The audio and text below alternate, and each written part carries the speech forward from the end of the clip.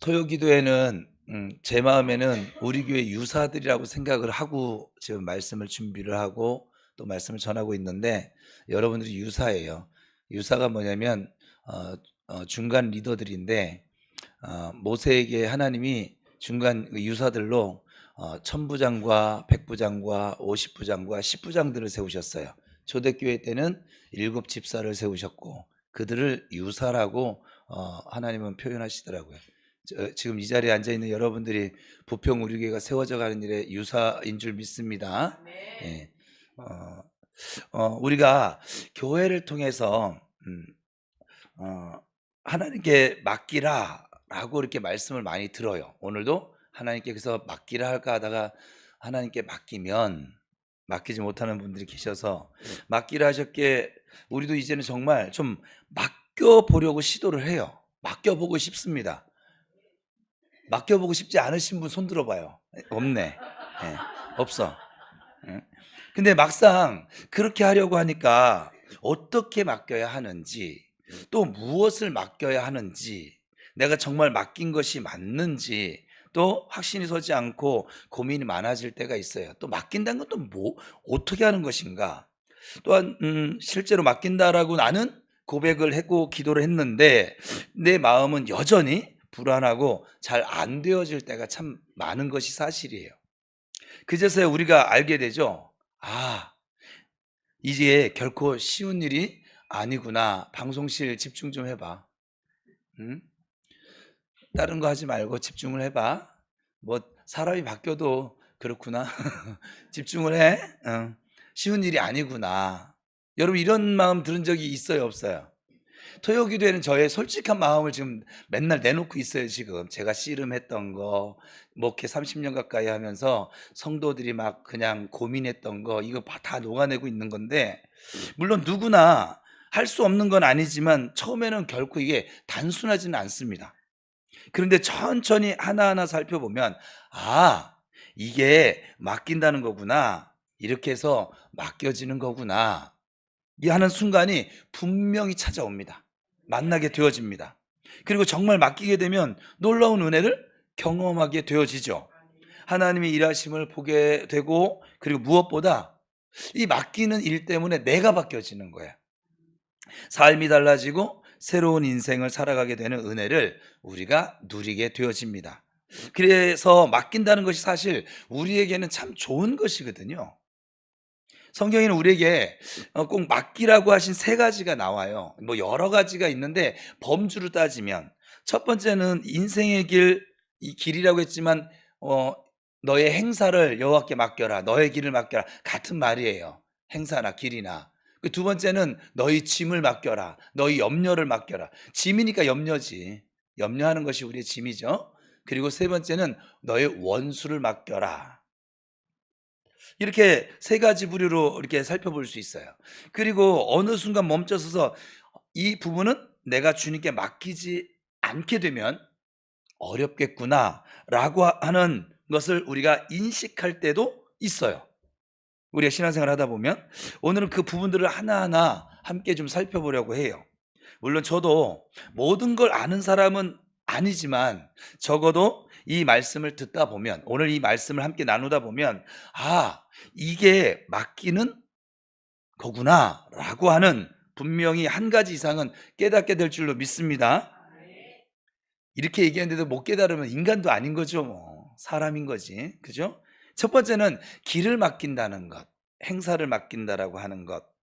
이 길이라고 하는 건 단지 우리 눈으로 보는 길만 말하는 것은 아니에요. 눈에 보이는 길은 사실 가면 그만이에요. 그죠? 오늘도 여러분 교회 오는 길 어려웠습니까? 그냥 눈에 보이는 대로 그냥 오면 됐잖아요. 그죠? 차가 막혀도 오긴 오잖아. 그죠? 와요. 길을 가는 것은 가면 돼요. 길이 헷갈리면 어떡합니까?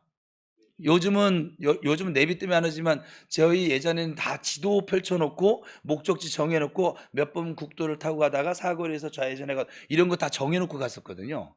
근데 그렇게 정해놓고 가더라도 지금 내비 같지 않아서 가다가 이게 맞는 길인가? 이상한 기분이 들 때가 있어요. 그러면 저는 과감하게 차를 세워요. 지나가는 사람에게 아니 가게에 있는 그 동네 사람한테 물어보고 저는 가요. 초행길은. 왜냐면 헤매기가 싫어서.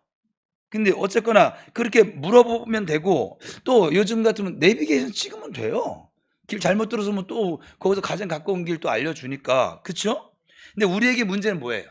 보이지 않는 인생의 길이 문제인 거죠. 그죠? 인생에서 무엇을 선택해야 할지, 어떤 방향으로 가야 할지 우리가 알 수 없을 때 그때가 진짜 길이 이제 어려운 것이죠. 그래서 우리는 하나님의 인도하심을 신뢰하고 내 판단이 아닌 주님의 뜻에 맡기는 법을 자꾸 배우셔야만 합니다. 시편 오늘 본문의 37편인 4절에 6절 다시 한번 읽읍시다. 시작.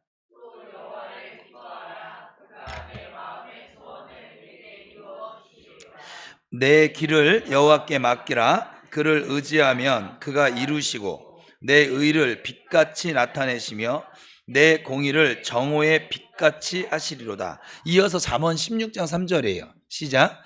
너의 행사를 여호와께 맡기라. 그리하면 내가 경영하는 것이 이루어지리라. 여기서 길을 또 행사를 맡긴다라고 하는 것을 원어로 보면 위를 향하여, 그러니까 우리는 이제 그 위가 어딘지 아니까 하나님을 향하여 던져버리다 하는 거죠. 이거 깨지어도 뭐, 자, 이렇게 던져버리는 거예요. 던져버리면 난 더 이상 제가 쟤를 믿으니까 지금 던진 거예요. 예. 던져버리고 나면 저 핸드폰은 더 이상 내가 염려해야 돼요, 말아야 돼요? 안 해도 되는 거예요. 그죠? 이게 맡긴다라고 하는 그 원어의 뜻이 뭐냐면 던져버리는 거예요. 하나님께 내가 지금 자식 문제 또 앞으로 내가 무엇을 선택해야 되는지 그 인생 길들을 던져버리고 나는 뭐 하면 돼요? 던져버리면 놀면 돼요. 노세요. 옆 사람 축복합시다. 주 안에서 잘 놉시다. 시작.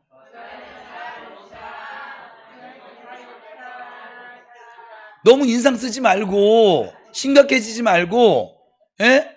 너무 그러지 말고 노시라고요. 제가 훈련 받을 때 지금 우리 교회 이제 사도행전이 드디어 끝나. 나 마지막 설교문까지 정리 끝났어. 내가 마지막 설교문 항상 딱 해갔는데 마지막 설교문은 총정리해가지고 4장밖에 안 돼요. 제가 보통 설교를 네. 네. 우리 마이크가 좋아요. 제가 보통 설교문을 한 6장 정도 해요. 11포인트로 6장 정도를 쓰는데 근데 4장밖에 안 되더라고요. 그래서 4장으로 끝내려고 했거든. 너무 기분 좋아서. 근데 너무 기분이 좋아서 생각나는 게 막 있는 거야. 그래서 막 써서 결국 6장 만들었어요. 길어진 건 아니야. 똑같은 거예요. 그게 워낙 짧았던 것이지. 근데 마지막 해가지고 딱 하고서는 했는데 컴퓨터 화면 앞에 딱 설교문을 딱 보고 있는데 마지막 마침표를 딱 찍는 순간에 여기가 막 뭉클한 거야. 막 2년 걸렸더라고요. 2년 동안 사도행전 강의를 했어요. 14년 전에 제가 이 강의를 했어요. 부계동에 있을 때 처음 개척해서. 제 거예요? 아니죠? 예. 소리가 똑같아가지고. 내가 분명히 무음해 놨는데. 2011년도, 2012년도 7월 13일 날 끝났더라고요, 설교가. 근데 제가 지금 2025년도 7월 원래대로 17일 날 끝나는 건데 그때 이제 조한국 목사님을 모셔요. 그리고 맥주 감사줄이 들어 있어. 그래서 밀리고 밀려서 7월 24일 날 끝나요. 그러니까 거의 정말 아주 그냥 끝나는 시기도 맞는데 시작하는 시기가 저는 2022년도 23년도 7월 12일 날 시작을 했더라고요. 첫 설교가. 제 설교 원문을 보니까 저는 모든 자료를 저장을 해놔요. 저는 은퇴할 때까지 쓸 자료가 너무 많아요.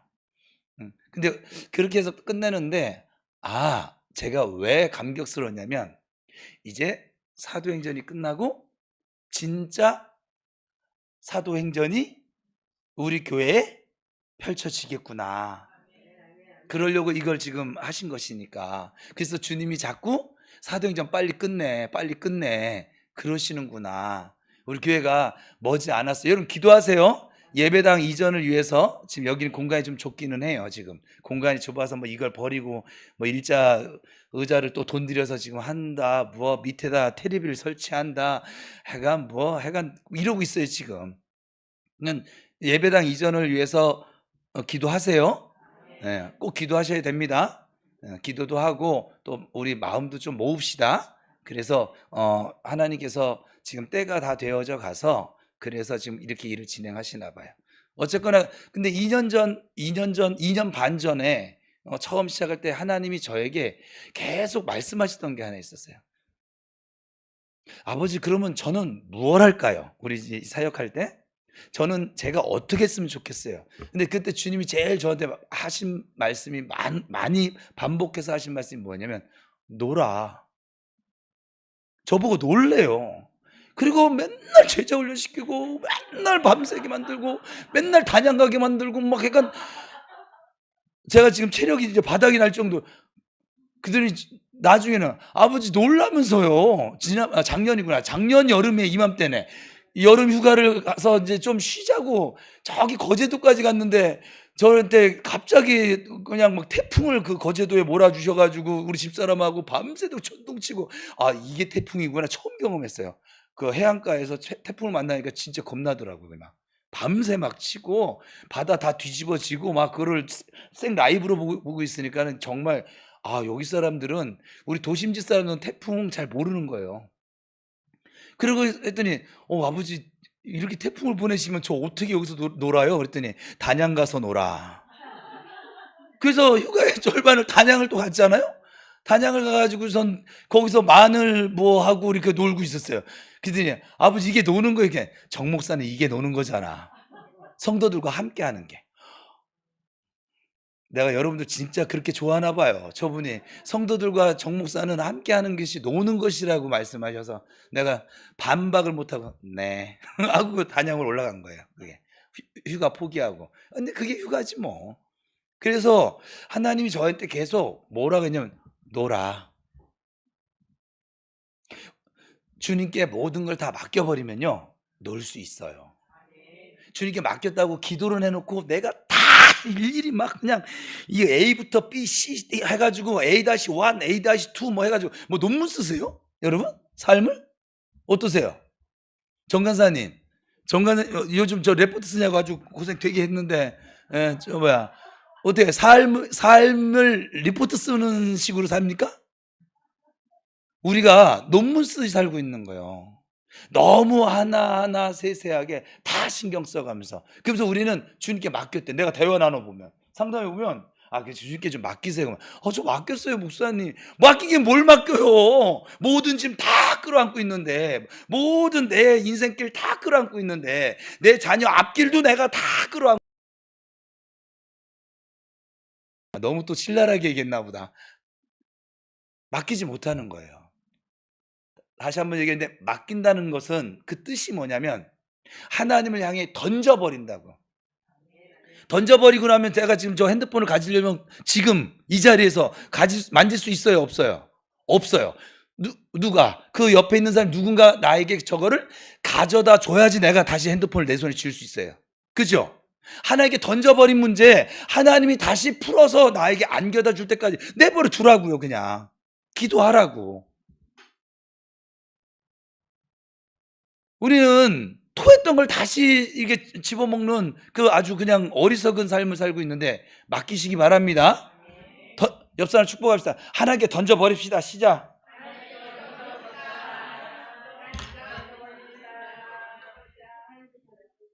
자, 맡긴다는 건 던져버린다고 그랬어요, 지금. 그러면 하나님께 모든 것을 던져버리고 나는 하나님의 인도하심을 따라서 하나님 그런 거야. 야, 너 그거 너무 신경 쓰고 애쓰고 고민하고 어려워하고 무거워하고 그러지 말고 나한테 그건 던져버리고 너는 내가 가자는 길대로 이거는 내가 때가 되면 너한테 이루어 줄게. 내가 풀어 줄게. 역사해 줄게. 그러니까 너는 나하고 같이 손잡고 동행하며 가자. 하나님께 맡긴다는 것은 뭐냐면 모든 것을 던져버리고 하나님의 인도하심을 따라 걸어가는 거예요. 같이. 여러분은 지금 주님과 같이 걸어가고 계세요? 제가 요즘 그냥 꿈속에서도 그걸 이렇게 막, 제가 요즘 맨날 꿈속에서 뭐를 하고 있는데 그것도 있고, 또 생활 가운데서도 계속 생각되는 것이, 아브라함을 향해서 하나님이 그는 나의 친구라고 표현을 하고요. 또 다윗을 향해서는 내 마음에 합한 사람이라고 하시고, 모세에게는 온유함이 지면의 모든 사람보다 낫다라고 표현을 하고, 에녹에게는 죽음을 보지 않고 동행하시는 것이고, 엘리야도 죽음 보지 않고 이렇게 승천하게 만드시고, 이게 도대체 무슨 뜻일까? 감히 어떻게 하나님께 친구라고 하지? 주님은, 우리 찬양도 있는데 예전에 그 주는 나의 친구, 이거 장로님들이 굉장히 싫어하는 찬양이었어요. 건방머리 터지다고. 우리 청년들 집회에서 그런 찬양을 막 박수치면서 막 했는데, 제 차량에도 그 찬양이 나오고. 근데 이 장로님들은 굉장히 싫어했어요. 이 보수적인 분들은 감히 하나님을 친구라고 한다고. 근데 하나님은 우리의 친구가 되십니다. 예수님은 우리의 친구이십니다.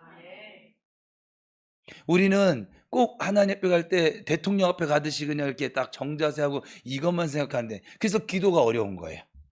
항상 이 정자세를 하고 내 죄가 다 없어져야 되고, 그러고서는 하나님 앞에 가야 된다고 생각을 하니까 기도가 어려운 거예요. 여러분, 친구 만나면 어때요? 무슨 얘기 하십니까? 박은숙 집사님은 그리고 동창회 가시면 무슨 얘기 하십니까? 그냥 일상. 의미도 없어. 그죠? 여러분, 하나님께 기도할 때 꼭 의미가 있어야만 합니까? 하나님은 여러분의 모든 넋두리도 들어주세요. 여러분, 이 세상에 우리 상담학 박사가 앉아 계시는데, 상담학 박사는 그 의미 있는 것만 들어주는지 모르겠는데, 우리 아버지는, 비하하는 거 아니에요? 에? 누가 그랬지? 어제 제자훈련에서 우리 박선아 집사님이 그러더라고요. 그거 지금 뭘 배우러 학원, 왜 또 토요일 날 와요? 보고 있으니까. 그 학원을 다니는데, 학원 끝나고서는 그 동료가 이게 넋두리를 막 하는 것을 1시에 들어갔는데 5시에 나왔대요. 4시간을 들어준 거야. 근데 예전 같으면 벌써 튀어났을 건데, 어제 그러더라고요. 교회에서 이렇게 하부르타를 하면서, 여러분, 하부르타를 하셔야 하는 이유, 듣는 훈련이 되는 거야. 사람은 다 자기 할 말만 하고 사는데, 제가 그래서 듣는 거 못해가지고 이쪽 줄 있었던 지난주 야단도 치는 이유가, 듣는 걸 잘 들어야 말하는 것도 잘하는 것이고, 듣는 걸 잘해야지 믿음도 더 좋아질 것이고. 그래서 자기가 자기도 몰랐는데 맨날 목사님이 많이 자랐다 그게 인정이 안 됐었는데, 그 사람하고 친하지도 않은 사람한테 4시간을 자기가 들어주고 있더래.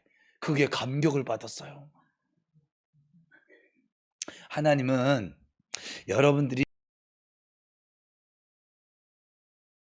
꼭 성경적이고 믿음적이고 막 그런 것이 아니라, 여러분 친구이셔서 다 들어주십니다.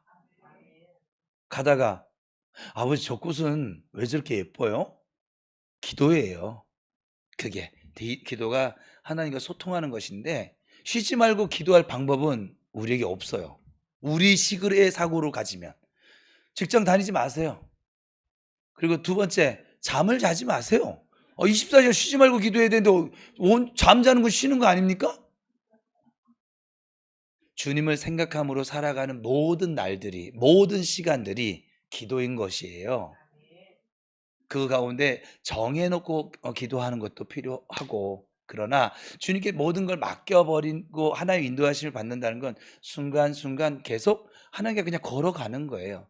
오늘 가다가 풍랑을 만났어요. 아버지, 풍랑이 너무 거세네요. 내가 우산을 쓰는데도 막 비가 들이닥쳐 옷이 다 젖네요. 좀 막아주세요. 이 풍랑 주님 좀 걷어주세요. 주님 주신 믿음이 있었지. 풍랑아, 예수 이름 명령한다, 잠잠할지어다. 그렇게도 해보시고. 무슨 말 이해되셨어요?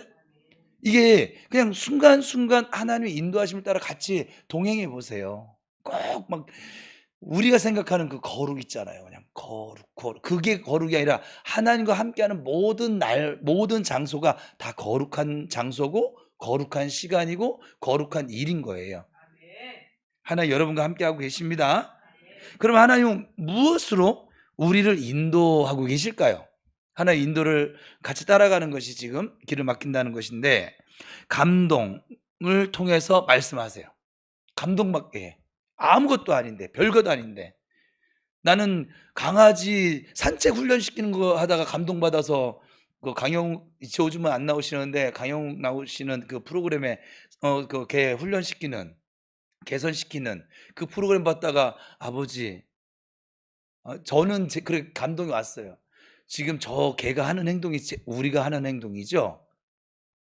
그러면 지금 그 훈련사가 그 개를 지금 강아지를 훈련시키는 그것이 우리의 훈련 방법인 거예요. 맞아.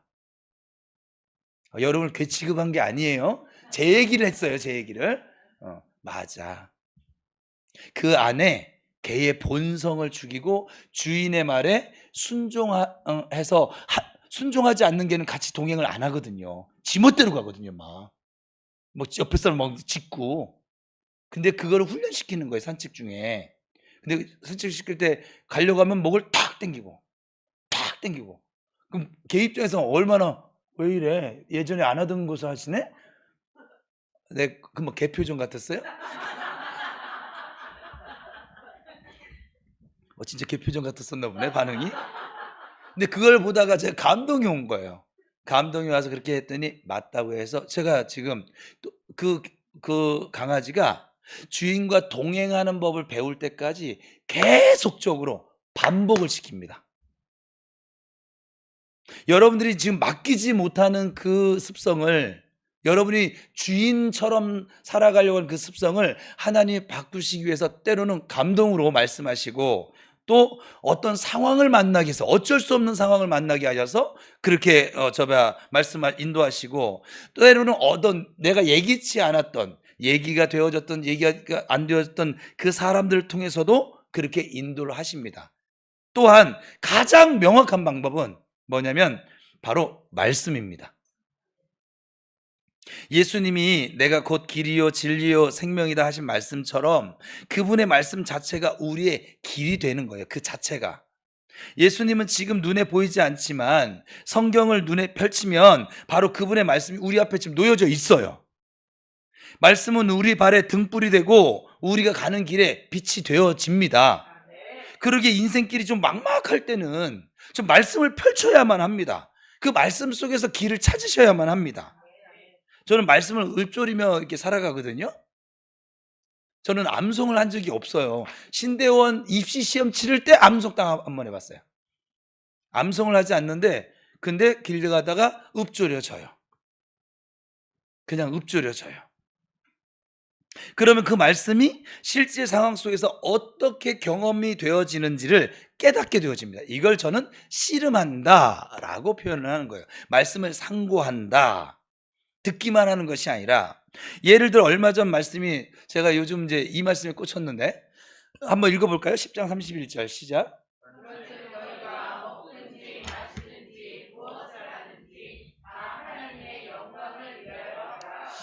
제가 야식을 끊고 내가 커피를 끊고 내가 무언가를 이렇게 절제를 하려니까 이게 쉽지가 않은 거예요. 막 앞에서 막 탕수육 왔다 갔다 하고 막 족발이 막 여기를 막 건너 뛰어다니고, 이제 하나님 족발 치워줬어요. 이제 저 족발 이제 안 먹어요. 저 족발 사주지 마세요. 저 족발 끊었어요. 아니 엊그저께 이제 3개월 만에 이제 너무 안 먹은 것 같아서 서운하잖아요. 그래서 족발 먹을까? 그러고서는 시켜서 먹었는데 똑같은 집에 똑같은 맛인데 제 입맛에 맛이 하나도 없는 거야. 남겼어요. 맛이 없는 거예요. 그 족발이 뭐 내 몸에 뭐 좋은지 안 좋은지 모르겠지만 아무튼 지금 저에게 하나님이 계속 이제 제자 훈련 준비를 하면서 읽으면서 더 와닿긴 했지만, 너희가 먹든지 태호야 네가 먹든지 마시든지 무엇을 하든지 나의 영광을 위해서 한번 해봐. 이게 왔어요. 그래서 제가 식사 기도가 바뀌었잖아요. 아버지, 주님의 영광을 위해서 저는 이것을 먹습니다. 그러니 이 음식이 저에게 좋은 에너지로 변화되어져서 열심을 품고 주를 섬겨 나가게 해 주옵소서. 제가 무슨 일을 때 아버지의 영광을 위해서 이걸 할 것입니다. 아버지의 영광을 위해서 오늘 사역할 것입니다. 아버지의 영광을 위해서 전 설교할 것입니다. 축복의 통로로 설 것입니다. 그러니 주님 저를 사용하여 주옵소서. 제가 이제 모든 것이 정말 하나님의 영광을 위해서 이렇게 지금 나가다 보니까, 그러니까 이제 언제 슬퍼했는지 모르겠어요. 슬픈 감정을 느낀 적이 지가 이제 좀 오래됐어요, 지금. 이 기도하면서.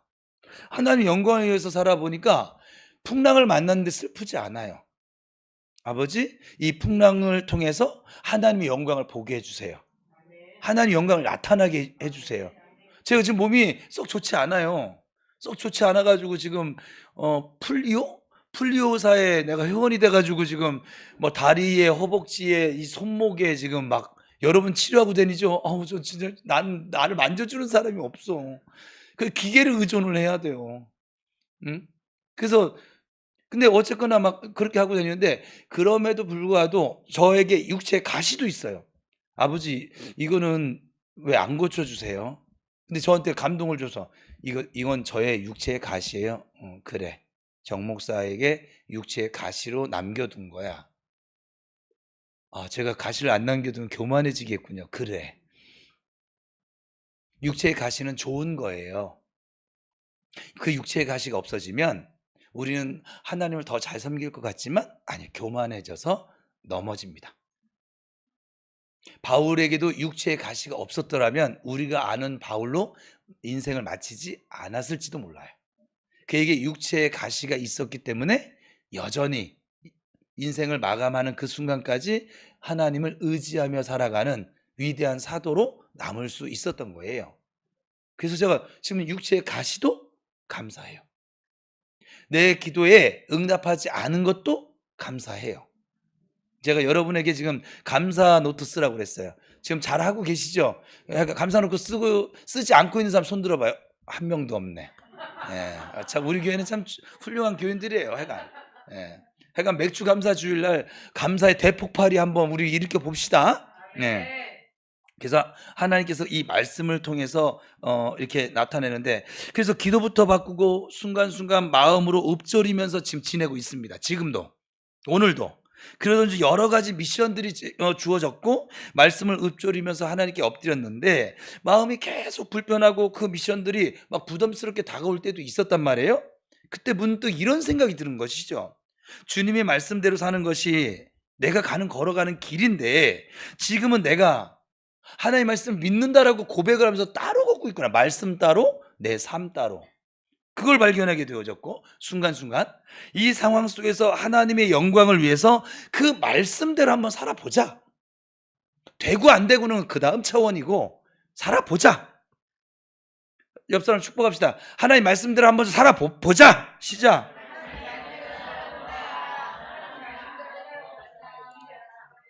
이렇게 결단하게 되어졌어요. 물론 제가 해보니까 쉽지 않습니다. 내가 할 수 있을까? 이렇게 절제하면 무슨 재미로. 제가 지금 생각이 닭발은 다 먹었다. 뭐 하여간 제가 밥 말고 그 외에 사실 제가 좋아하는 음식들은 다 술안주들이에요. 예전에 술 먹을 때 좋아했던 음식들인데 이게 그냥 지금 40년이 되도록 계속 그냥 이어져 오네요. 이제 매콤한 음식, 일반 사람들은 뭐 매콤한 음식을 밥으로 먹진 않잖아요. 거의 안주로 먹지. 또 나는 술을 전혀 끊은 지가 오래돼서요. 그런 얼굴도 하고 있는데 다 알아요. 여러분 집에 찬장에 뭐 위스키 한 병씩 있는 거 내가 다 알아요, 지금. 응? 아닌 척 하지 말아요. 근데 그런 거예요. 이제 사람이 먹는 재미가, 식욕이 첫 번째 우리 욕구거든요. 사람이 기본 욕구 중에 식욕이 첫 번째예요. 그래서 아기가 또 짐승들 새끼가 태어나면 가장 먼저 어미 배로 달려가서 젖을 뭅니다. 안 가르쳐줘도 찾아갑니다. 그리고 제일 먼저 우는 거는 배고파서 웁니다. 가장 강력한 인간에게 있는 욕구가 식욕이에요. 그래서 여러분이 막 살이 막 이렇게 찌는데도 불구하고 계속 먹잖아요. 그리고 돈 들여서 다이어트 하려고 하잖아요, 지금. 돈 들여서 밥을 먹고 그래 가지고 배가 나와서 돈 들여서 또 다이어트를 해. 아주 이 멍청한 삶을 우리가 지금 살고 있잖아요. 여러분 그런 생각 안 하세요? 주인은 뭐 다이어트 안 해도 돼. 너는 웃어도 돼. 너 자격 있어. 다른 사람들은 웃지 마요. 왜 웃어? 그렇게 살면서.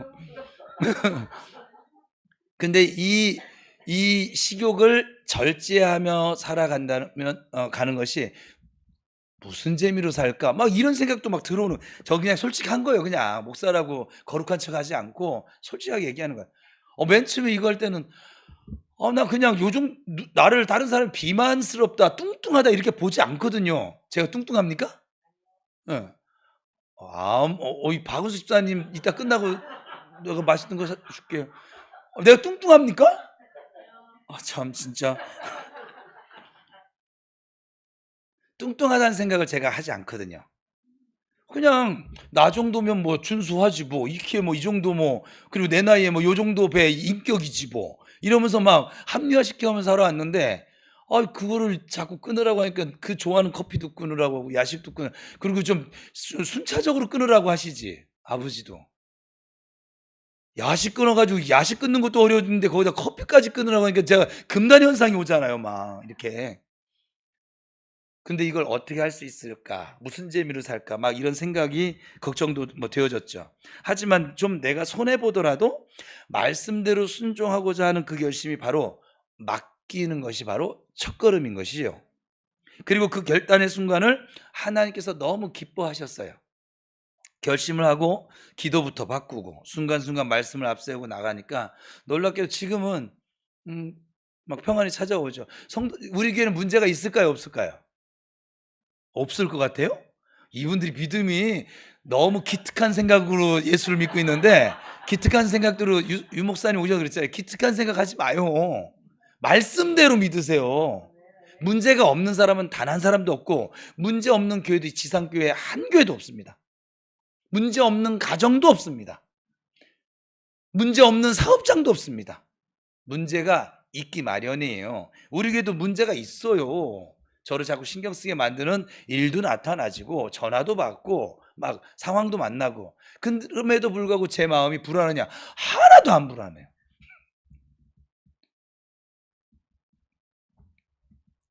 평안이 오기 시작했던 것이죠. 중요한 건 그 결심을 나 혼자 해야 된다는 거예요. 내 아내가 대신해 주지 않아요. 여러분 옆에 있는 성도가 아무리 여러분 사랑해도 여러분 대신 이 결심을 할 수가 없어요. 누가 하는 거예요? 내가 하는 거예요.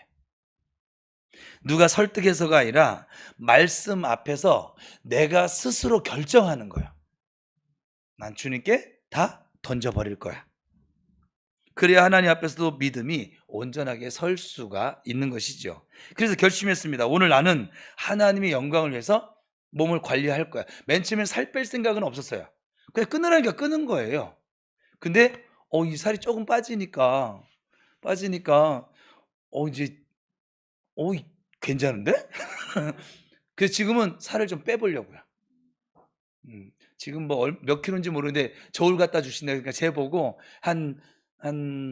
하여간 제가 작정한 그 키로수까지 한번 빼보려고요. 뭐 그 운동을 집에서 그러고 났더니 집에서 제가 이제 침대에 누워서도 코어 운동을 하고 있고 이거 뭐야 스쿼시인가 뭔가 그것도 하고 있고 이것도 하고 있고 씻을 때도 이러고 씻어요 지금. 스쿼트로. 정말 운동은 여러분 순간순간 다 할 수 있어요. 제가 이걸 하기로 작정하니까 다 운동거리던데? 걷는 것도 예전보단 그래도 좀 많이 걷고. 하여간 합니다. 그러면서도 제 손 저녁에 이거 풀리오 회원이니까 이용하고 다 하고 지금 막 그렇게 하고 살고 있어요. 그랬더니 혹시 안 될지라도 저는 괜찮아요. 몸무게가 빠지지 않아도 저는 괜찮아요. 그런데 놀랍게도 몸의 변화가 나타나고 있다는 겁니다. 내 몸에 좋지 않은 음식 먹으면 예전에는 제가 다 소화시켰는데 이제 반응이 와가지고 아, 이거 먹으면 안 되겠네. 몸이 말을 해주는 거예요. 먹지 마. 맛이 없어졌네? 먹지 마. 지금은 커피 생각이 안 납니다, 아예. 예전엔 생각이 났는데 절제를 한 것이고 지금 절제를 하지 않고 안 납니다, 그냥. 그리고 커피 향이 이렇게 나도 커피 향 맡고서는 한 잔 마셔보고 싶다 이런 생각도 사실은 없어요, 지금. 나중에 뭐 어쩔 수 없는 자리에서 나만 너무 튀는 건 싫으니까 그런 자리면 모를까 지금 이제 마시지 않을 것 같아요. 그래서 사실 저는 정말 충격을 받았죠. 지금 요즘 제 몸에 나타난 변화를 보면서 아, 그동안 문제는 다른 것에 있는 것이 아니라 나였구나. 변화하지 못하는 건 내 문제였구나. 하나님의 문제도 아니고 환경의 문제도 아니고 아, 내가 하나님의 말씀과 따로 가고 있었구나. 하나님 말씀대로 하나님의 인도하심을 따라서 가면 다 되네. 다 돼요. 조는 거 해결돼요. 따라가 봐 말씀을. 뭐 또 뭐 있을까요? 살 돼요. 그리고 욕 끊을 수 있어요. 있다고요. 저녁에 불면증 그거 해결될 수 있어요. 아무것도 아니더라고요. 제가요 정말 12시 이전에 잔다는 거는 여태까지 일생에 몇 번 없어요. 손가락에 들을 정도로. 요즘은 그냥 자요. 정말 이게 말씀 따라가면 평안해지니까 잠이 오더라고요. 또 자게 해 주시더라고. 그래 또 다음날 내가 또 활동을 해야 되니까. 이걸 뭐 아무리 설명해 줘도 모르겠죠. 왜 그렇게 때로는 고민하면서도 내가 생각은 있는데 시도를 해 보지 못했을까 그동안. 생각을 해 보면 우리 모두 그렇지 않아요? 생각은 했는데 시도하지 못한 적이 너무 많지 않아요? 감동받아서 그래야겠다 마음은 먹었는데 시도해 보지 못한 적이 너무 많잖아요. 그죠? 불편한 상황이 생기면 쉽게 그 마음을 결단한 마음을 닫아버리고 그 불편함을 품고 살 빼야 되는데 그만 먹어야 되는데 하고 더 먹어. 그리고서는 뭐 빵뺀 따로 있어. 조각 케이크 더 먹어. 그리고 과일 빼는 따로 있어. 그리고 또 과일 먹어. 그 운동 나가야 되는데 하고 침대 누워. 그죠? 그러면 사단은 그 틈을 타서 계속 거짓자로 우리를 부추겨 댑니다. 우리가 그동안 속고 살아온 걸 제가 지금 경험한 것 토대로 지금 나누고 있는 거예요. 반면 하나님은 말씀으로 우리를 인도하십니다. 결국 인생의 길을 하나님께 맡긴다는 것은 말씀에 순종하는 삶이구나 라고 하는 것을 다시금 깨닫게 되어집니다. 이것이 결코 쉬운 일은 아닌 것 같아요. 왜냐하면 순종하는 과정에는 늘 불편함이 따라요. 두려움도 따라요. 또 감정적으로도 불쾌함도 있어요. 불편함, 불쾌함, 그리고 이제 두려움, 그리고 하고 싶지 않음도 따라요. 왜 내가 굳이 이렇게까지 해야 돼? 여러분 한 번쯤 이런 생각 해보지 않았어요? 그렇게 하다가 이렇게까지 남들은 그렇게 안 사는데 왜 굳이 내가 꼭 이렇게까지 해야지 예수를 따르는 거야? 하면서 또 합리화를 또 시키죠 막. 그런데 순종하고 나니 하나님의 영광을 위하고 있는 그 말씀이 삶의 실제가 되어 나타나더라고요. 또한 그 의의 열매가 뭘까? 곰곰이 생각을 해보니까 성령의 9가지 열매 가운데 절제가 이루어지고 있는 것이더라고요. 제가 인생 살면서 요즘처럼 절제를 많이 한 적이 없어요. 저는 굉장히 예수를 자유롭게 믿는 사람인데 이렇게 절제를 많이 한 때가 없어요. 근데 올해 우리 교회 성령의 인도를 따라 행하는 교회와 성도, 왜요? 허리가 아파서 저 뒤에 이육 집사님 손대고 좀 있고 김은하 사모님 옆에서 허리에 손대고 있고 다 손대세요 그냥. 손은 대고 여기를 봐요. 일은 하나님이 하시고 여러분들은 말씀을 들으세요. 예. 그리고 저기 아버지 도와주세요. 따라해 보세요. 아버지 도와주세요. 예, 됐어요. 아버지 도와주세요. 좀 경험하게 해주세요. 성령의 9가지 열매 가운데 지금 우리 교회 올해는 9가지 중에서 뭘 집중한다 그랬어요? 절제. 제가 요즘 깨달은 거야. 하나님이 그렇게 말씀하셨지, 그 절제를 지금 목사부터 지금 맛보게 해주시는 거더라고요. 그전엔 절제하는 것이 내 힘으로 잘 안 됐거든. 하다가 자꾸 실패했거든. 근데 불편했거든. 하기 싫었거든. 근데 지금은 제가 즐거움을 하고 있어요. 요즘 저 교회 오면은 차 마십니다. 메리골드, 뭐 페퍼민트. 예전엔 쳐다도 보지 않던 차를 지금 그거를 하루에 막 몇 잔씩 먹고 있어요. 커피는 한 잔도 먹지도 않고, 밥을 먹을 때 배 터지게 먹지 않습니다. 이제는 한 70% 정도. 저는 이게 내가 이게 되는구나. 저 예전엔 삼겹살 먹으면 혼자 한 2근 정도?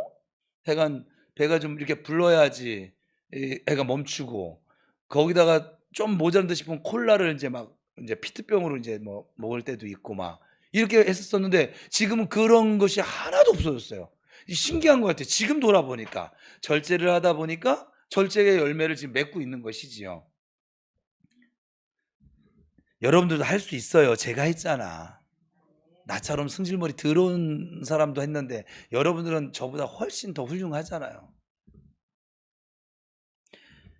그러니까 사실 이 성령의 9가지 열매는 여러분 모두 다 하나님의 성품입니다. 열매라고 우리가 말을 하지만 성품이에요. 그러니까 제가 그 상황 속에서 적어도 지금 절제라고 하는 하나님의 성품을 참여하고 있고 경험하고 있고, 이걸 내 것으로 지금 그러니까는 절제하시는 하나님과 지금 제가 동행을 하고 있다는 증거가 됩니다. 전에는 합리화, 제 종노릇하던 습관, 나의 생각으로 가득했던 저의 마음이 주님의 말씀을 따르기로 결단하고 행동했을 때 성령께서 역사하셔서 그 마음이 확 풀려져 버리는 거예요. 그 순간 느꼈죠. 주님의 말씀은 참으로 위대하고 하나님의 성품은 이런 것이구나. 근데 그거 아세요? 지금 제 육체에 절제를 가하는 이것을 가하기 시작했더니 다른 부분도 절제가 다 되어지더라고요. 나를 내려놓고 말씀을 품고 순종하려 작정할 때 내가 자유해지고 그리고 치유되어지는 것이었습니다. 결국 이 은혜는 남이 아닌 나에게 주어지는 축복이었던 거예요. 물론 저도 하나님의 모든 말씀에 완전히 순종하는 사람은 아니에요. 다 지켜낸다면 저는 아마 천사가 되어 있겠죠? 그죠? 하지만 분명한 것은 그때그때 성령께서 감동 주시는 그 말씀이 반드시 누구에게나 있다는 거예요. 예수 믿는 사람에게는. 그때는 말씀 앞에 무조건 엎드리셔야만 합니다. 그리고 구하셔야 합니다. 왜냐하면 순종의 첫 출발은 기도예요. 말씀을 읊조리든지 예배를 통해서든지 하나님은 지금도 말씀으로 우리를 인도하고 계십니다. 결국 내 길을 맡긴다고 하는 것은 말씀을 붙들고 그리고 그 말씀에 순종하는 것입니다. 순종이 어렵더라도 따라가다 보면 자연스레 하나님의 성품을 경험하게 되어지고 내 자신이 변화되면서 전혀 새로운 인생의 길이 열려지게 되어집니다. 제가 지금 여기 이렇게 서 있습니다. 제가 계획해서 여기 온 것 같아요? 아니요. 하나님 말씀 따라가다 순종하다 보니까 지금 여기 와 있는 거예요. 저는 20살 때 내가 이런 모습을 갖출 거라는 생각을 단 한 번도 해본 적이 없어요. 근데 하나님 말씀 따라오다 보니 오늘을 만났습니다. 여러분들도 여러분의 전성기의 오늘을 만나게 될 줄 믿습니다. 두 번째는 짐을 맡기는 거예요. 우리가 잘 아는 예수님의 말씀 있죠? 같이 읽어볼까요? 시작.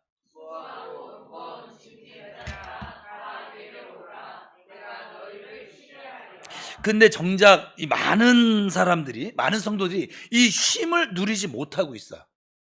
옆 사람 한번 보세요. 쉼을 누리고 있나 못 누리고 있나. 그냥 보기만 하세요. 말은 하지 마요. 시험 드니까. 여러분, 인생의 짐이 좀 너무 무겁지 않습니까? 이 짐은 우리를 괴롭히고 지치게 하고 불안하도록 만들어 버립니다. 이 짐이, 그게 자녀의 짐이 됐든 뭐 사업의 짐이 됐든 어떤 짐이 됐든 짐은 우리를 지치게 만들고 불안하게 만들어 버립니다. 그래서 하나님은 그 짐을 내게 맡겨라. 어떻게 하라고? 던져 버려라. 시편 55편 22절에는 이렇게 기록되어져 있어요. 시작. 내 짐을 여호와께 맡기라. 그가 너를 붙드시고 의인의 요동함을 영원히. 그러니까 하나님은 우리가 그 짐을 짊어지고 막 너무 무거워서 이렇게 흔들리는 걸 허락지 아니하신대. 그러니까는 그 짐을 하나님께 맡겨버리고 너는 좀 편하게 가.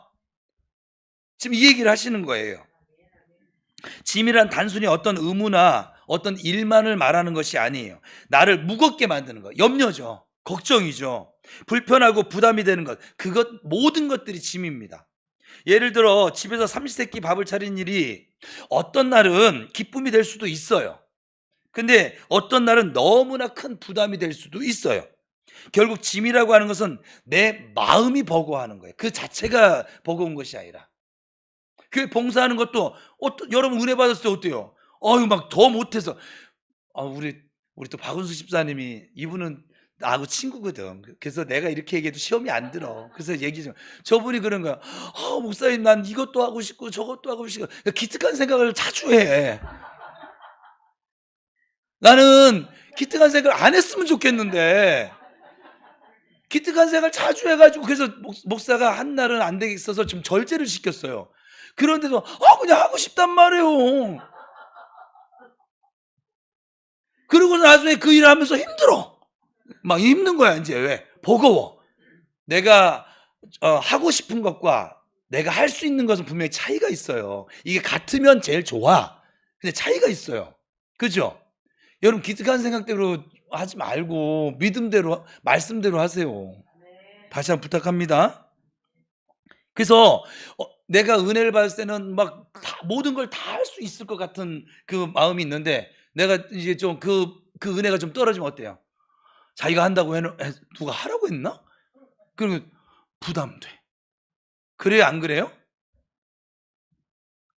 그럼 이 짐을 어떻게 맡길 수 있을까요?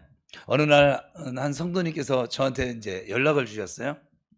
자녀가 시험에 떨어졌다는 거예요. 계속 중보기도 하고 작정 기도도 했는데 떨어졌답니다. 근데 아이가 이렇게 말을 하더래요. 엄마, 기도해도 소용없어. 나는 안 붙었고 교회도 안 다니는 친구는 붙었어. 얘가 이제 실망이 너무 컸던 거죠. 이 말을 듣고 그 엄마가 너무 마음이 아픈 거야. 낙심이 되었다고 그렇게 말하시더라고. 그러면서 계속 기도해도 되냐고 저한테 묻는 거예요. 그래서 저는 말씀드렸죠. 계속 기도하세요. 하나님은 어머니의 기도를, 엄마의 기도를 듣고 계십니다. 며칠 후 다시 전화가 왔어요. 자꾸 연락드려서 죄송한데 전도사님, 아무래도 기도해도 소용이 없는 것 같아요. 아이도 그렇게 말하고 저도 마음이 너무 무겁습니다. 솔직한 거죠. 그때 저는 이렇게 말씀드렸어요. 성도님, 아이는 분명히 공부했을 것입니다. 시험은 실력으로 보지만 기도는 헛되지 않았습니다. 기도하면서 공부하면 하나님께서 힘을 주실 거예요. 하나님께서는 낙심할 때 위로하시고 쓰러질 때 다시 일으켜 세우시는 우리 아버지십니다. 공부는 사람이 하지만 그 마음을 붙들어 주신 분은 하나님이십니다. 그리고 분명히 이렇게 말씀드렸죠. 어머니의 기도는 결코 땅에 떨어지지 않습니다. 하나님은 다 듣고 계시고 반드시 그 자녀에게 하나님의 때에 하나님의 방법으로 은혜를 베푸실 것입니다. 시험에는 떨어졌을지 몰라도 그 자녀가 교회에 나가고 싶다고 말하고 기도하고 싶다고 하고 어머니에게 좀 효도하고 싶다고 말을 했다면 그건 분명히 그 기도에 대한 응답 아닐까요? 오히려 시험보다 더 큰 은혜가 임했던 것이지요. 이스라엘의 여호사밧 왕이 연합군에게 이제 둘러싸였어요. 절체절명 위기에 빠졌을 때 이렇게 기도를 합니다. 하나님께. 같이 읽어볼까요? 시작. 우리 하나님이여, 우리가 대적할 능력이 없고 어떻게 해야 할지 알지 못하오니 오직 주만 바라보나이다. 이게 바로 짐을 맡기는 기도예요. 기도로 맡기고 그 이후에는 가만히 하나님을 바라보면서 찬양하고 경배하며 그것이 바로 맡김의 삶인 것이죠. 여호사밧은 그 백성을 모아놓고 아이들까지 함께 하나님께 경배를 했을 때 하나님의 강력한 역사가 임했습니다. 우리도 이런 찬양을 부릅니다. 내 모든 시험 무거운 짐을 주 예수 앞에 아래이면 근심에 쌓인 날 돌아보사 내 근심 모두 맡으시네. 여러분, 무거운 짐 혼자 지고 쓰러지지 마십시오. 주님께 맡기세요. 그분은 반드시 붙들어 주십니다. 은혜의 주님 오직 예수, 내 모든 괴로움, 닥쳐오는 환난, 그것을 주님 예수 앞에 아뢰이면 주께서 친히 나를 구원해 주시고 넓으신 사랑을 베풀어 주십니다. 이 찬양을 자꾸 부르면 그래서 힘들 때 나오죠. 힘들 때 부르면 자꾸 눈물이 나는 이유예요. 주님이 붙들어 주고 있다는 증거죠. 구원의 주님이 지금도 나를 인도하고 계십니다. 능력의 주님이 내 짐을 풀어 주실 것입니다. 정말 풀어 주십니다. 우리가 하나님 어떻게 하면 좋겠습니까? 아버지 도와주세요. 그때마다 하나님은 은혜의 주님 오직 예수 그 이름으로 제 마음을 만져주시고 다시 일으켜 세워주십니다. 정말 기도로 맡기고 난 다음에 하나님께서 친히 일하실 것을 기대하며 찬양하고 경배하는 삶, 그것이 하나님이 가장 기뻐하시는 우리의 반응이고 우리의 삶인 것이지요. 자녀의 짐, 남편의 짐, 아내의 짐, 재정의 짐들을 내가 붙잡고 있으면 결국은 내가 무너집니다. 하지만 그것을 기도로 주님께 내어 맡기고 던져버려 맡기고 하나님이 일해 주실 것을 경배와 찬양으로 고백하기 시작하면 내 마음 깊은 곳에 그 짐들이 막 풀어지기 시작하는 거예요. 정말 시원해지죠. 아, 주님이 함께 하시는구나. 내 인생의 짐을 대신 져주시는 분이 계셨구나. 그분이 풀어주신 걸 직접 경험하게 되면 얼마나 기쁜지 몰라요. 혹시 지금까지 하나님께 맡긴 짐 가운데 정말 아무것도 풀어진 것이 없다고 생각하세요? 그럴 리가 없습니다. 반프로치도 없습니다. 과거를 돌아보면 재정이 풀어졌을 때, 자녀 문제가 해결되어졌을 때, 불안했던 미래가 하나님의 인도하심으로 평온해졌던 순간들 분명히 있지 않습니까? 그러니까 지금도 기도로 맡기세요. 그리고 기도회는 하나님께서 일하실 것을 믿음으로 찬양하십시오. 경배하십시오. 예배하십시오. 주님이 하실 줄 믿습니다. 주님은 위대하십니다. 구원의 주님이 날 구원하실 줄 믿습니다. 이 믿음의 고백이 올라갈 때 주님의 역사가 시작되어지는 것이죠. 세 번째는 원수를 맡기는 거야. 원수를 맡기는 건 지금 지난 시간에도 용서에 대해서 우리가 나눴었으니까 이건 정말 사실 쉽지는 않아요. 설교자들도 설교를 하지만 사실 저 사람은 하나님 보기에는 사실 원수가 아닐 수도 있어요. 내 마음의 원수가 된 것이죠. 하지만 우리에게 너무나 유명한 말씀이 있습니다. 로마서 12장 같이 읽어봅시다. 시작.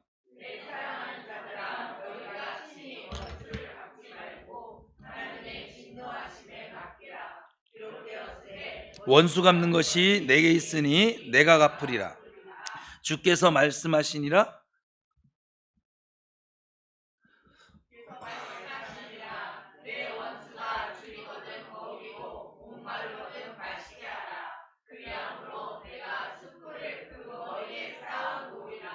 악에게 지지 말고 손으로 악을 이기라. 자, 여러분 누가 떠오르시나요? 나를 힘들게 한 사람, 상처 준 사람. 아, 주인은 은서가 떠올라요? 상처 준 사람? 타이밍이 그래 지금. 나를 외면한 사람. 그 사람은 내 짐이 아니라 내 마음속에 원수일 수 있습니다. 예를 들어 볼게. 교회 안에서 A라는 사람이 B에게 아주 심한 말을 했어요.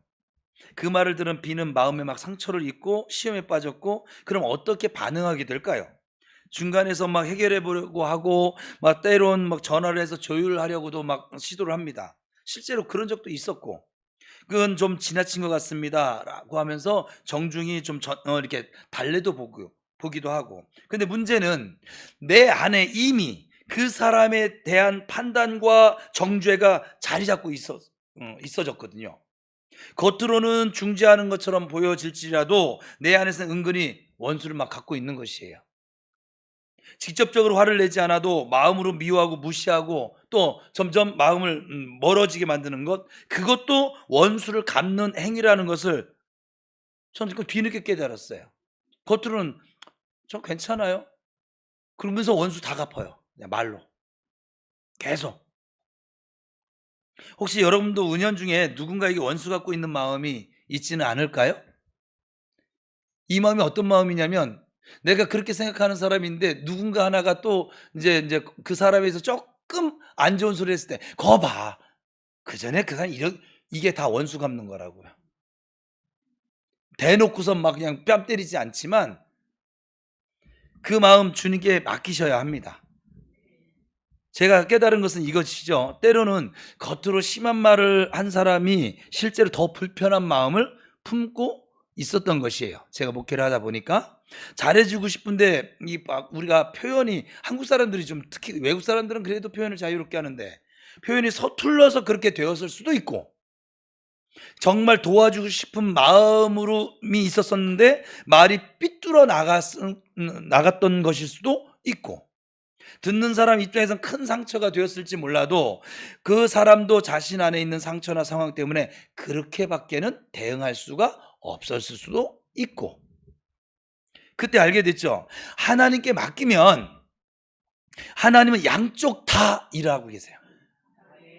말한 사람은 자신을 돌아보게 만드시고 상처받은 사람은 회복의 은혜를 누리게 하십니다. 우리가 기도를 하면 맡겨버리면 내가 너무 심한 게 말한 건 아닌가? 도와주려는 마음이었는데 아이고 오히려 상처가 되었구나. 그 사람의 상황을 내가 헤아리지 못한 것 같구나. 그분이 스스로를 돌아보고 회개하는 마음을 갖는 것을 보면서 저는 아주 확신하게 되어졌죠. 이게 풀어서 될 일이 아니에요. 하나님은 일하고 계시다는 거. 저는 그저 기도했을 뿐입니다. 우리의 인간적인 마음은 관계 중심에 서서 문제를 자꾸 해결하려고 들거든요. 저도 이제 그것도 고칠 거예요, 이제. 저에게도 그런 성향이 있으니까. 내가 판단하고, 내가 조율하고, 내가 결론을 내려야 막 속이 시원해, 풀릴 것 같습니다. 하지만 우리 모두는 그 재판장의 자리를 하나님께 내어 드려야만 합니다. 하늘의 재판장께 맡기는 것이 맡김의 진짜 시작인 것이죠.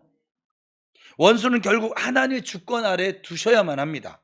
그러면 하나님께서 주님의 뜻대로 판단을 하시고 주님의 방식으로 역사하십니다. 그렇다고 해서 하나님의 보복이 사람을 해치는 방식이라는 뜻은 아니에요. 오히려 하나님 그 사람을 살리시는 방식으로 일을 하십니다. 그가 자기를 돌아보고 뉘우치고 성장하도록 만드십니다.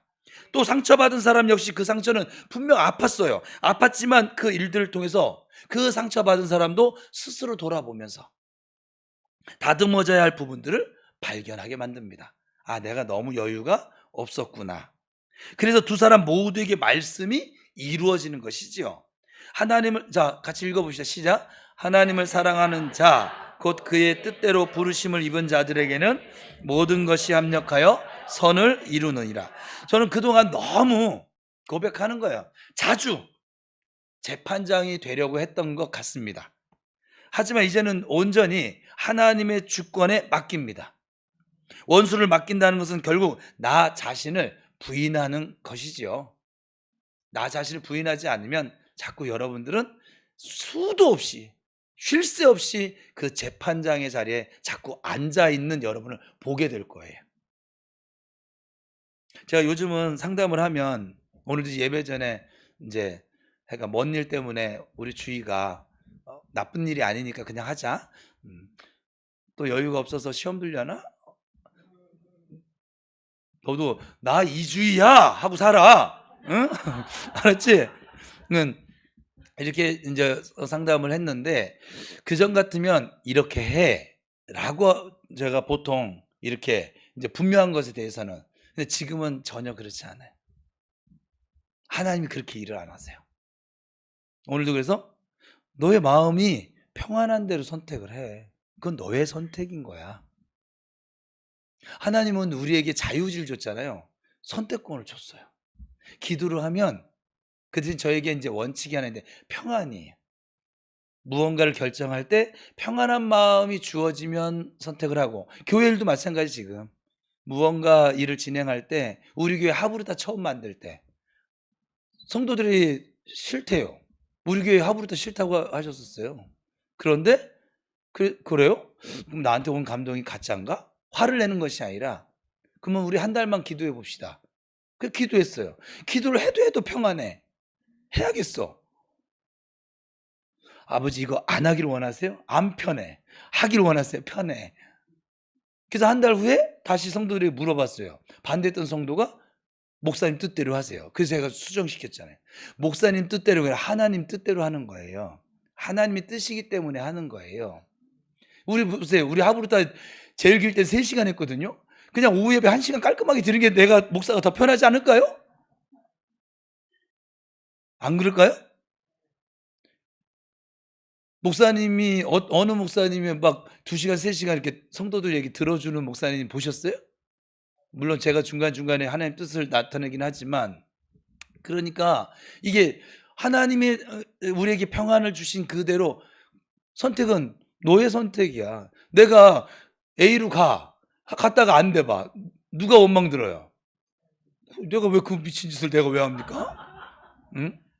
나중에 뭐가 하나님의 뜻대로 가는 길인데 자기 뜻대로 안 되면 우리는 불평을 하거든요. 하나님 뜻과 상관없이. 근데 내가 선택을 했어. 누구 원망해야 돼? 자기 자신 원망해야지 뭐. 아유, 맞아. 그때 하나님 평안한 마음 주지 않았는데 내가 억지로 했더니 결국 이 사단이 나는구나. 깨닫는 거예요. 그것도 근데 은혜예요. 그래서 다음에는 내가 불안한 마음 속에서 무언가 결정하지 말자. 선택하지 말자. 만약 이 마음이 가셔지지 않으면 그 일을 좀 미루자. 저는 이 원칙이에요. 제 마음이 평안해지지 않으면 어떤 것도 선택하지 않아요. 아니면 불안한 마음이 계속 가시지 않으면 그 일을 잠시 좀 보류. 평안한 마음이 와야 하는 거예요. 원수를 맡긴다는 것은 결국 나 자신을 부인한 것인데 내가 하고 싶은 말을 참는 것, 또 나서고 싶은 충동을 인내하는 것, 그것이 바로 진짜 맡김인 것이죠. 자, 길을 맡길 때는 순종, 짐을 맡길 때는 예배와 찬양, 경배, 감사, 원수를 맡길 때는 아니에요. 맡길 때는이네요. 맡길 때는 자기를 부인하고 인내하는 거. 그러니까 맡긴다는 것은 결론, 나를 내려놓는 거. 내가 살아있는 한 나는 맡겼다고 생각을 하는 것이지 맡기지 않고 있는 거예요. 꼭 이런 사람들 있잖아요. 일을 맡겨놓고 계속 잔소리 하는 거야. 계속 간섭을 하고. 그렇죠? 저는 우리 교회 지금 장들에게 일을 전도부장에게 일을 맡겨놔. 알아서 하세요. 계속 제가 이분들이 습관이 안 돼가지고요. 계속 자꾸 제 눈치를 보고 그러지 말라니까. 정간사도 목사 눈치 보지 마. 찬양 인도 시작되면 그냥 눈치 보려면 하나님 눈치 보고 그냥 전 맡겼어요. 저희가 여기서 엉뚱한 소리를 하면 내가 뭐 뒷수습을 해야 되겠지만 그래도 맡겼어. 그 저기한테 권한을 다 줬어요 지금. 뭐 권한 내가 뺏은 거 있어요? 제가 부교육자 할 때는요. 그 자리에 세워놓고 맨날 쿠사리 합니다. 목사님들이. 그건 맡긴 게 아니에요. 그러면 뭐하러 맡길까요? 자기도 저몇 근심되고. 맡긴다라고 하는 것은 그래서 나를 버려야 가능해집니다. 여러분이 지금 동안 맡겨야 된다는 걸 알면서도 못 맡긴 이유, 내가 썽썽이 살아있기 때문에 맡기지 못했던 것이죠. 그렇게 나를 내려놓으면 어떤 일이 벌어지냐고요? 말씀드렸듯이 내 길을 주님께 맡기고 순종하면 하나님의 성품이 내 안에 이제 자리하게 됩니다. 성령의 9가지 열매를 한 번에 다 이룰 수 없어요. 하나하나 맡기다 보니까 인내할 줄 아는 사람이 되어졌고, 그게 이제 어제 우리 박선아 집사님의 고백이었어요. 4시간 동안 그전 같으면 어린 반푼어치도 없는 자기가 자기한테 놀란 거야. 하브루타를 하고 제자훈련을 받으면서 자기는 잘 못 느꼈는데 그렇게 밖에 나가서 자리를 만나보니 내가 인내가 늘었구나, 들어줌이 늘었구나, 그리고 그 영혼을 바라보는 마음이 늘었구나. 영혼 사랑이잖아요. 그렇게 하나님의 성품이 나의 성품이 내 인격이 되어져 가는 것을 경험하게 될 줄로 믿습니다. 내 짐을 맡기고 예배하고 찬양하면 나는 나도 모르는 사이 진정한 예배자로 세워져 가 있는 것을 보게 될 것입니다. 원수를 맡기고 자기를 부인하면 하나님께서 일하시는 모습을 분명히 보게 될 것을 저는 선포합니다. 그 하나님의 역사는 때로 뚜렷한 결과로, 때로는 내면의 평안함으로 다가옵니다. 그리고 우리가 찬양하지 않을 수 없도록 만드십니다. 아, 정말 하나님께서 일하셨구나. 저는 우리 교회 요즘 보면서 하나님 부지런하시다. 저는 자거든요, 저녁에. 근데 하나님 그 시간에도 일을 하세요. 저는 그냥 단순히 설교 준비하거든요. 근데 하나님은 그 시간에도 일을 하세요. 그것을 발견하게 되어집니다. 이 말씀은 자녀에게도, 가까운 관계에게도, 교회 공동체에도 다 적용되어집니다. 여러분 직장 생활에도 다 적용되어집니다. 가까운 사람에게 받을 수 있는 상처야말로 가장 기쁜 것이지만 그 아픔조차도 주님께 맡기고 기도해 보시길 바랍니다. 그럼 어느새 주님의 손이, 주의 손이 어떻게 일하시는지 직접 보게 될 것입니다. 보이지 않던 하나님이 너무나 분명하게 보이게 되는 순간이 다가올 것입니다. 그때 우리는 고백하게 되어지죠. 하나님, 주님이 이 모든 과정을 저에게 가르쳐 주셨던 것이군요. 맡기는 법을 나로 하여금 배우게 하셨습니다. 여러분은 하나님께서 특별히 사랑하시는 분이세요. 그러니 절대로 낙심하지 마시기 바랍니다. 주님의 도우심은 반드시 있습니다. 다시 옆 사람 축복하겠습니다. 주님께서 반드시 당신을 지금 돕고 계십니다. 시작.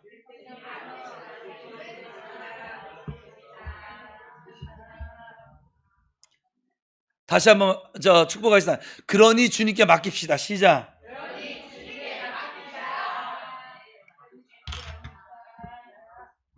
기도하겠습니다.